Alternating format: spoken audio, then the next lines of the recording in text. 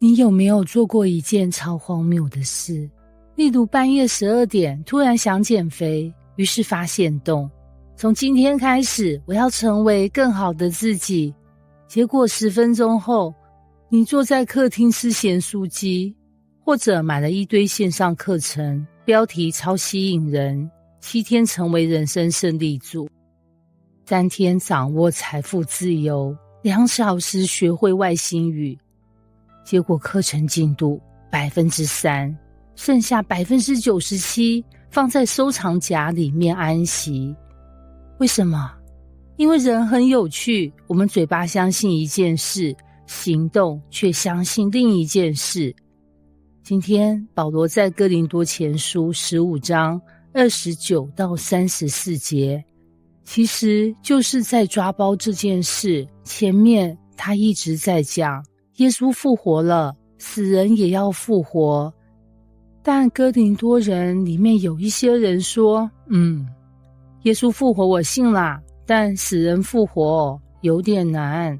保羅聽完大概滿頭問號，很像老師看到學生考卷前面都答對，最後一題突然寫因為我是天選之人。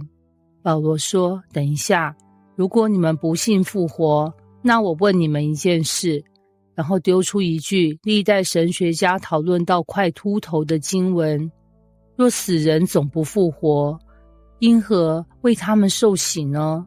坦白說，這句很難解釋，連很多聖經學者都討論超久。但保羅重點其實不是受洗方式，重點是你們很多行動本身就建立在復活是真的。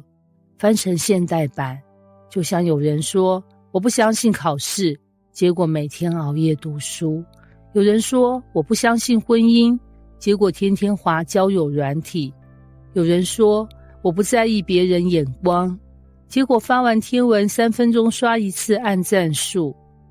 保羅的意思是，你嘴巴說不信，但你做的事情根本就是相信。然後呢？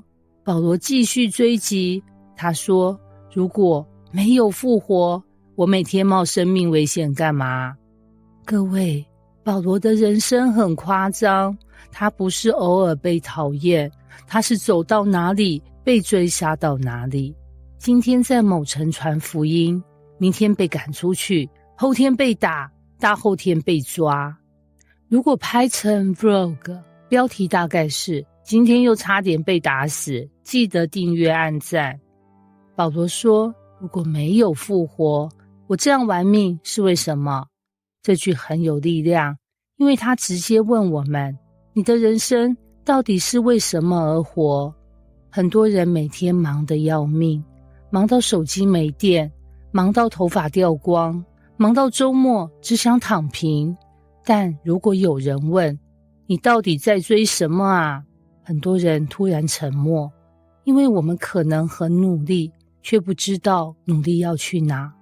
然後保羅引用一句當時流行語，我們就吃吃喝喝吧，因為明天要死了。這句超現代，根本像今天的社群文化，工作不爽，買，心情不好，吃，壓力太大，刷，失戀，買更多。很多廣告其實都在講同一件事，人生沒有意義沒關係，先消費再說。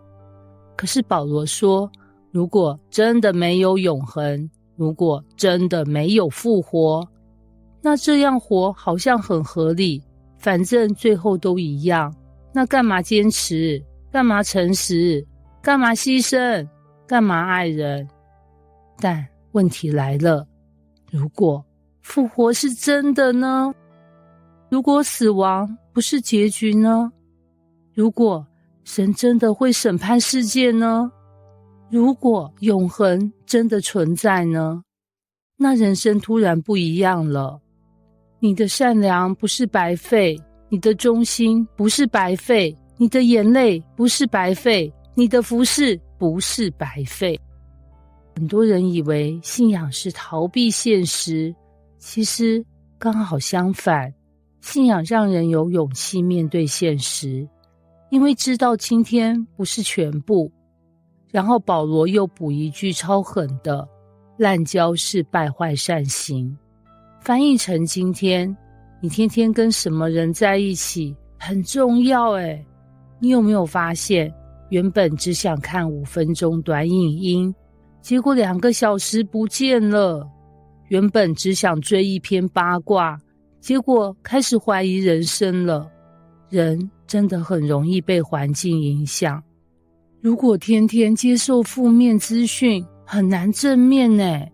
天天接受貪婪，很難知足；天天接受絕望，很難有盼望哦。保羅最後大喊：你們要醒悟為善。翻譯成今天，醒醒吧，別再自動駕駛了。